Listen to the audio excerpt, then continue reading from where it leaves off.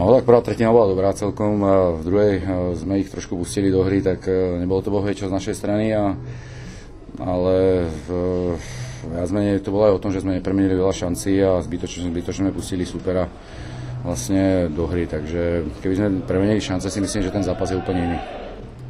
Jako soupeř nastoupil Robo Petrovický, bývalý spoluhráč tady z Komety, stihli jste si něco říct? No, tak boli sme chvíľku... Práve ide, tak ho zdravím. Nie, boli sme pred špílom chvíľku spolu, na lade sme pokecali, som rád, že som ho videl po dlhšom čase a klobúk dole, no vidím, že sa stále baví a že mu to ide, takže mám pocit, že asi nestarne. Kometa hrála 7. zápas přípravy, ty teprve svůj 4., tak co to zapříčinilo?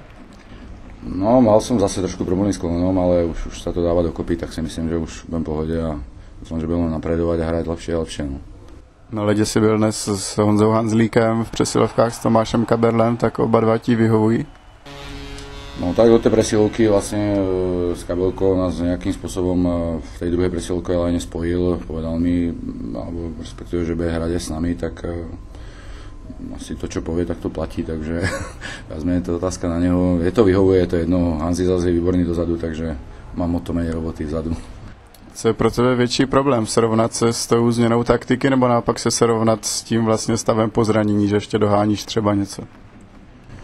Tak ono to nie je ľahké stále sa vracať a stále byť zranený dokola. Ja už dúfam, že som to vyčerpal, ale ja myslím, že to je za mnou a samozrejme ešte nejaký čas na to, aby som sa dostal do ligy ešte stále 3 týždne zhruba, tak ja verím, že to bude OK a ešte potrenujeme a hovorím, dúfam, že budem prínosom a konečným platným hráčom nejak minulú sezónu.